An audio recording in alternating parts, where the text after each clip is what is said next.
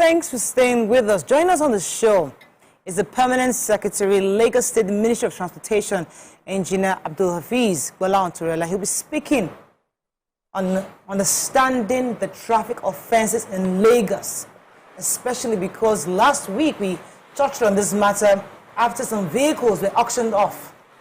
Now we find out that other parties are now using that as an opportunity to do campaign. So it's important that we actually have to have understanding of what these laws are in Lagos State. So last week we were hearing for the first time that only one offense gets your car forfeited, which is driving one way. And we didn't know that, but we learned that last week. But we actually want to know that what are those things we need to know about the traffic rules, especially in Lagos State. Most importantly, because there are no signages around. So let's start with the one-way offense.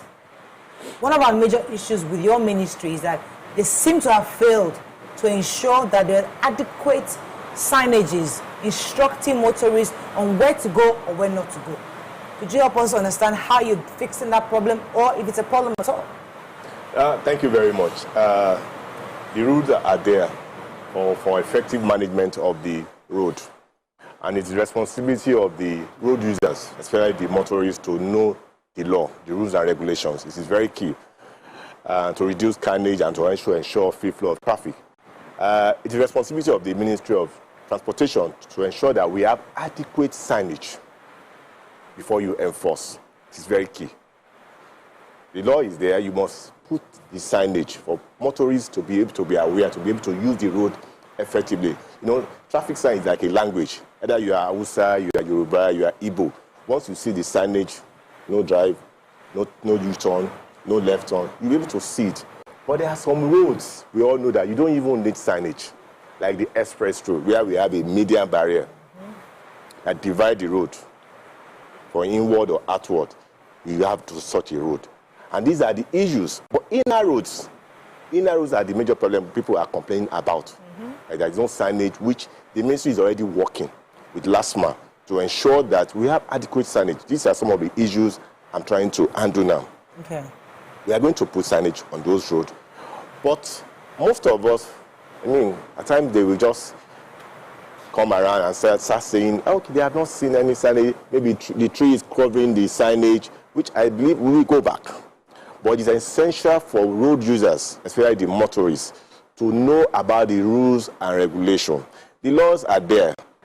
Just to stay on this topic, because the last week when we talked about it, we got many personal messages from motorists, commuters, sending us videos, telling us their stories of what they are calling a form of entrapment by traffic personnel. It's like they are waiting for them to make the mistake.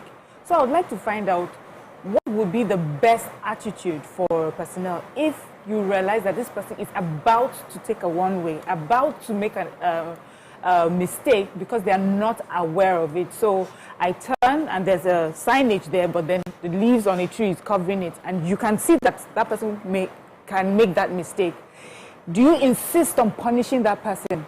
The person hasn't fully gone in yet, but has just turned towards the road. Do you insist on punishing that person? Or can that be a time to just, you know, correct the person and make sure that that place is visible? Because we have quite a number of videos to prove this entrapment allegation. I think it's not all the time you punish traffic offenders. At times you can advise them. Okay, I'm giving you a first one. Don't do that again. But once the officer is there, the officer can direct or instruct the motorist or the vehicle owner to take another route or to go back. Not everything you have to start finding. These are the conditions we are trying to give to our enforcement officers to also do such a thing. I think I agree with you. But we will go, but like I told you, we are working with the task force who has most of these issues. People have this complaint. I have received it. Can I advise, sir? And we are also working with them. P.S., can I advise? Because I think in this situation, it's quite often like it happens where people are entrapped, as she said. I think we shouldn't leave it to the discretion of the officer, because when we leave it to their discretion, that's where there's a problem. There should be a policy where, listen, this place has become a one-way. Somebody must be there by law because it's a new one way. It's an advice. You don't have to take it. No, because I have I'm listening changed. to you. So because I have changed, it used to be a dual way. Now it's a one way. Somebody must be there. I have a signage. I make sure that the trees are cut and it's visible. But I must be there to continually sensitize people because they're not used to seeing that sign because they're just driving in. So the government should say, okay, this is a new one way.